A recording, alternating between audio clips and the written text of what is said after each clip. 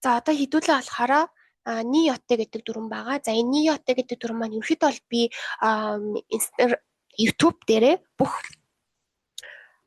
ялгааг нь бол ерөнхий бол тайлбарсан байгаа. За энийг бол миний YouTube-ээс ороод үзчихээрэй. За нэг ерөнхийдөө нь бол тайлбарсан байгаа. Гэхдээ би энэ мэдээж та нартай бол дэлгэрэнгүй гоё тайлбарлаж өгнө. За тэгвэл ни йотегийн хамгийн ихний хаяг харъя хэдүүлээ. Ни йоте тий, ни йоте. За ни йоте нэг гэсэн байна тий. Гэн учир шалтгаан тий. За ни йоте маань өөрөө дөрвөн утгатай байгаа. Дөрвөн утгатай. За хамгийн ихнийх нь утга болохоор учир шалтгаан би түрүү хэлсэн тий. За Японд хэдүүлээ тайлбарлах юм бол ими буюу утга тий. За юу гэж тайлбарлах вэ гэх юм бол何かが原因である結果になりましたгэдэг маань ямар нэгэн юмнаас болоод учир шалтгаанаас болоод ийм юм үр дүн нь ийм болчихсон гэсэн утгатай. За тэгвэл ни йоте гэж байгаа мөртлөө энэ дээр бас ни йори гэж байдаг байхгүй юу? Ни йори, ни йоте гэдэг хоёр маань адилхан. Утгын хувьд бол яг адилхан. Юугаараа ялгаатай вэ гэвэл ни йори гэдэг нь болохоор би энэ бичсэн байна тийм үү? Тэйнэна имижи гэдэг маань болохоор илүү албан ёсны гэсэн үг. За имиж тийм нюанстай гэдэг ойлгочих болно. За энийг монголоор бодол тайлбарсан байна. За хэдүүлээ Сицузоког нь харъя. Яаж холбогдож байгааг нь харъя. За мэши ни йоте, мэши ни йори гэдэг маань болохоор яг адилхан би түрүү хэлсэн тий. За энэ дэр зөвхөн мэши л орох юм байна. Мэши гэдэг маань юу вэ? Нэр үг тий. За нэр үг дээр нэмэх нь ни йоте. Сквал мэши нэмэх нь ни йори гэх юм. За сквал ни йору гэж бас байгаа. Бас яг утга нь адилхан мөртлөө Сицузоку нь өөр гэсэн үг. За Сицузоку гэдэг маань энэ штэ тий. Холбоос нь өөр гэсэн үг. За ни йору гэдэг нь яадаг юм бэ гэх юм бол ни йоругийн өмнө нь болохоор мэши нэр үг ороод мэши ни йору мэши. Мэши ни йору мэши. Тэгэхээр ард нь мэши дахиад ороод ирэх юм бол ни йору болно. Ни йоруг ашиглана гэсэн үг. За хэдүүлээ одоо рейбүн буюу жишээ өгүүлбэрүүд хараад ирэх юм бол илүү ойлгомжтой болж эхэлнэ. За хэдүүлээ эндээс харъя. Жишээ гэдэг чинь газар хөдлөлттэй нэр үгтэй шууд артаас ни йоте залгаж ийн тий. За яг энэний дагуу явж гинэ гэсэн. Энэний дагуу. За жишээ ни йоте оку но ие га коваремашта.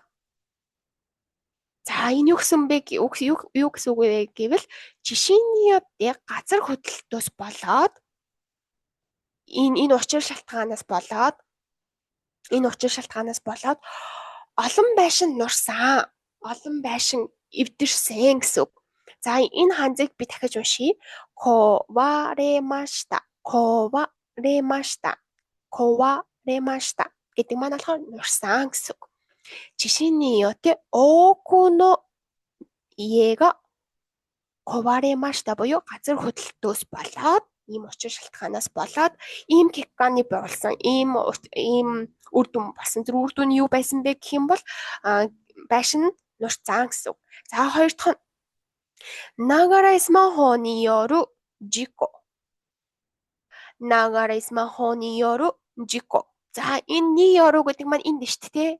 Ни йору. Ямар үед ашигласан бэ хэлээ харъя да. Нагара смахо гэдэг маань болохоор юу гэсэн үг вэ гэхээр уцаа оролдож явах үе. За энэ мэши ахгүй юу? Энэ нэр үг. За ардаас нь дахиад нэр үг орж ирж байна. Жико. Ни йоругийн ардаас дахиад жико гэд нэр үг орж ирж байна. Тэгэхээр юу гэж байгаа вэ гэхээр нагара смахоны йору жико буюу уцаа оролдож явах үеийн ослууд. Уцаа оролдож явах тий? Уцаа оролдож явах гэдэг тийм учир шалтгаанаас болсон тийм ослууд ахна штэ тий? Ослууд га фуэте имас буюу нэмэгдэж байна гэсэн үг. Энэнийг хэдүүл унших юм бол Хүү шүү. За энэ хансан шамбал хүүэтэй юм бас. За дараагийнх нь хэдүүлээ 3 дахь жишээлүүнээ харъя. Нихон ва сайгаи ни ёру хигай. За энэ ниёро гэдэг энэ ямар сэцүүсэг ороод ирв гэвэл нөгөөдөгтэй ч адилхан тийм мэши дээр нэмэх нь ниёро нэмэх нь мэши. За тэгэхээр сайгай гэдэг маань болохоор гамшиг байхгүй юу? Гамшиг. За хигай гэдэг маань болохоор хохирол.